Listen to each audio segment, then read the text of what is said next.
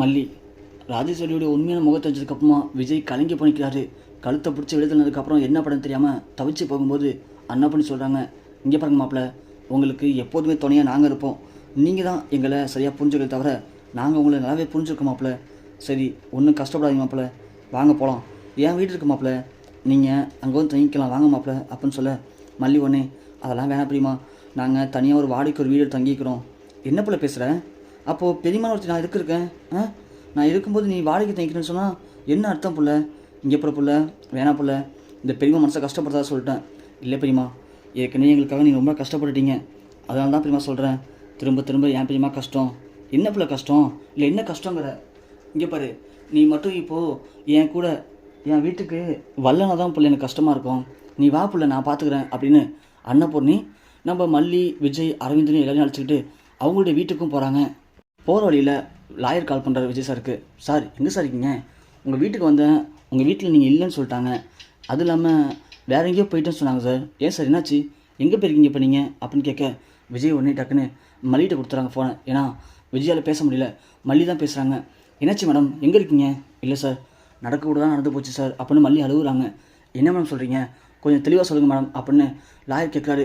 மல்லியும் நடந்த கதையும் சொல்கிறாங்க. சொல்லவும் லாயர் ஒன்று, மேடம் அப்படின்னா கிளம்பி ஸ்டேஷன் வாங்க மேடம், ஒரு கம்ப்ளைண்ட் கொடுத்துடலாம். இல்லை சார், சொத்தெல்லாம் அப்பெல்லாம் மாற்றிட்டா, இது கம்ப்ளைண்ட் கொடுத்தேன்னு சார் ஆக போகுது. மேடம் என்ன சொல்கிறீங்க? கோர்ட்டில் வச்சு தான் சைன் வாங்கினாங்க. ஆமாம் சார்.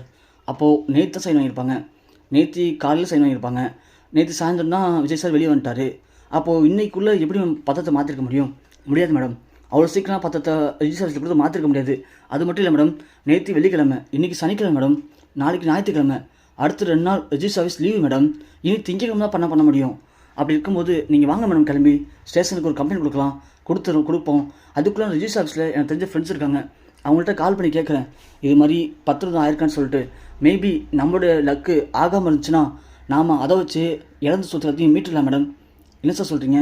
உண்மையாலுமா அது எப்படி பண்ண முடியுமா? மேடம் 100% பண்ணலாம் மேடம், என்ன நம்பிக்கை இருக்கா இல்லையா உங்களுக்கு? நீங்கள் உடனே கிளம்பி வாங்க மேடம் அப்படின்னு வக்கீல் சொல்கிறாரு.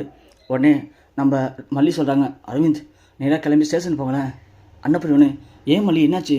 நீங்கள் ஸ்டேஷன் போக நான் சொல்கிறேன் அப்படின்னு சொல்லி வண்டி திருப்பி ஸ்டேஷன் போகிறாங்க. பார்த்தோன்னா வக்கீல் நிற்கிறாரு. வக்கீல் வந்ததும், மேடம் நான் பேசிட்டேன் மேடம், இது வரைக்கும் எந்த பத்திரமும் ஆகலை, அவங்க எல்லாமே மூவ் பண்ணியிருக்காங்க, டாக்குமெண்ட்ஸ்லாம் உள்ள கொடுத்துருக்காங்க, அவ்வளோதான்.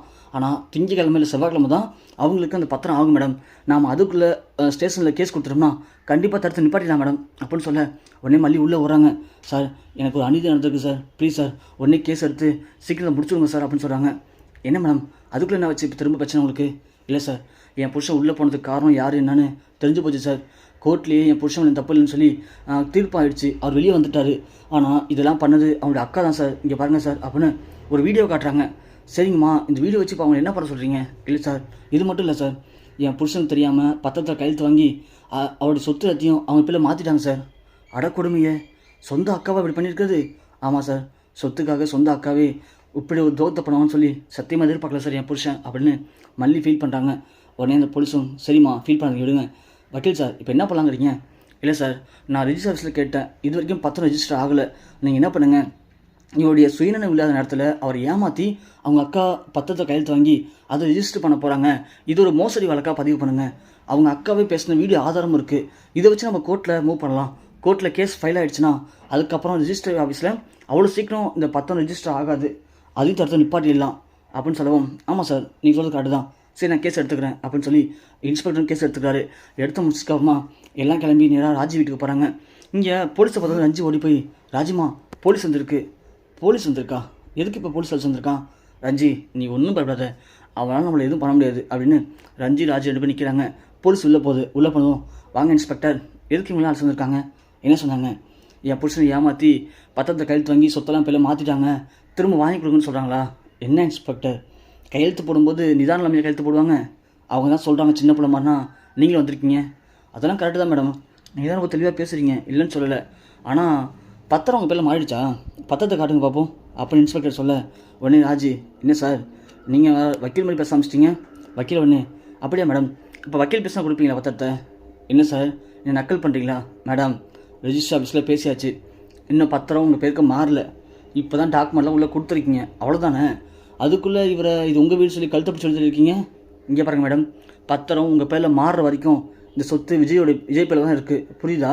அது மட்டும் இல்லை, நான் உங்களுக்கு ஒன்று சொல்லவா? இப்போது நீங்கள் இன்னும் பத்திரம் மாறல, அதுக்குள்ளேயே விஜய் சாரை கழுத்தை பிடிச்சி சொல்லி தள்ளியிருக்கீங்க. அது மட்டும் இல்லைங்க, இப்படி விஜய் சார் வந்து இப்போ கேஸ் ஃபைல் பண்ணியிருக்காரு. நான் நிதானம் இல்லாத நேரத்தில் என்னுடைய பேரை யூஸ் பண்ணி எங்கள் அக்கா என்கிட்டேருந்து பத்திரத்தில் கையெழுத்து வாங்கி சொத்து எல்லாத்தையும் அவங்க வெளில மாற்ற ட்ரை பண்ணுறாங்க அப்படின்னு மோசடி வழக்கில் இப்போ கேஸ் கொடுத்துருக்கோம். இந்த கேஸ் நாளைக்கு கோர்ட்டுக்கு போகும். உங்கள்கிட்ட வீடியோ ஆதாரம் இருக்குது. இதெல்லாம் காட்டி ஒருவேளை கேஸ் இவர் பக்கம் சாதகமாக அமைஞ்சதுன்னா மோசடி வழக்கில் நீங்கள் குறைஞ்சது 10 வருஷமாவது ஜெயில் தண்டனை அனுபவிக்கிற மாதிரி இருக்கும். புரியுதுங்களா உங்களுக்கு? அப்படின்னு கேட்க ராஜி பயந்து போகிறாங்க.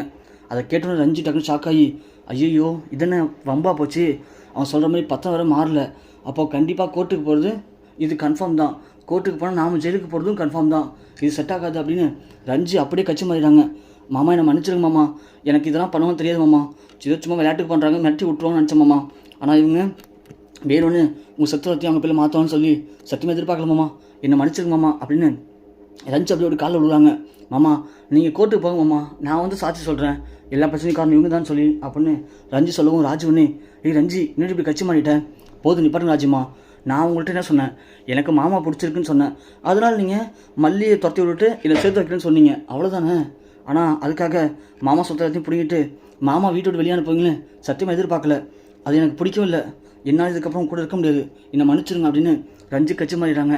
இப்போ அந்த லாயர் சொல்கிறாரு, என்ன மேடம், உங்கள் கூட எல்லா பிரச்சனைக்கும் காரணமாக இருந்த உங்கள் ரஞ்சியே இப்போது ஆப்போசிட் பக்கம் வந்துட்டாங்க, இவங்க ஒரு ஆள் போதும் மேடம் உங்கள் கூட வந்ததுக்கு, இவங்க சாட்சி சொன்னாங்கன்னா கண்டிப்பாக கோர்ட்டில் இந்த தீர்ப்பு இவங்க பக்கம் தான் வரும், நீங்கள் ஜெயிலுக்கு போகிறது கன்ஃபார்ம் தான், இப்போயாச்சும் முடிவு பண்ணிக்கோங்க, நீங்கள் ஜெயிலுக்கு போகிறீங்களா இல்லை சொத்து எல்லாத்தையும் கொடுத்துட்டு கனடா போக போகிறீங்களா, என்ன பண்ண போகிறீங்க அப்படின்னு கேட்க, வேறு வழி இல்லாமல் ராஜி சரியாக மாட்டிக்கிட்டோம், இதுக்கு மேலே பிரச்சனை பண்ணி வேஸ்ட்டு தான் அப்படின்னு அந்த பத்திரத்தை கொண்டு கொடுத்துட்றாங்க, என்னை மன்னிச்சு விஜய் அப்படின்னு சொன்ன உடனே இங்கே விஜய் அப்போ தான் தெளிவாகிறாரு. மல்லி ஒன்று, பாத்தியா ராஜி, நீ சொன்னியே இதுக்கப்புறம் உங்களால் நினச்சா வந்து வீட்டுக்குள்ளே வர முடியாது அப்படின்னு, நான் சொன்ன மாதிரியே உங்ககிட்ட சொத்தெல்லாம் மீட்டு இப்போ என் புருஷன்கிட்ட கொடுத்துட்டேன், என் பேர் மல்லி தான், நான் போட்ட சபதத்தில் ஜெயிச்சிட்டேன், இப்போ என்னடி பண்ண போகிற அப்படின்னு கேட்டதும் ராஜு அப்படி நிற்கிறாங்க. மல்லி ஒன்று, விஜய் பிடிங்க விஜய் அவளை அப்படின்னு சொல்கிறாங்க. மல்லி ஒரு பக்கம் விஜய் ஒரு பக்கம், 2 பேரும் நம்ம ராஜியை பிடிக்கிறாங்க. பிடிச்சி 2 பேரும் விஜய் வேணாம் விஜய், நான் அக்கா விஜய் அப்படின்னு ராஜி கத்துறாங்க. ஆனால் 2 பேரும் காலை வாங்கவே இல்லை. 2 பேரும் ஆளுக்கு ஒரு பக்கம் பிடிச்சிட்டு வந்து தெருவில் கொண்டு தள்ளி விடுறாங்க. ராஜு ஓடி கீழே விடுறாங்க.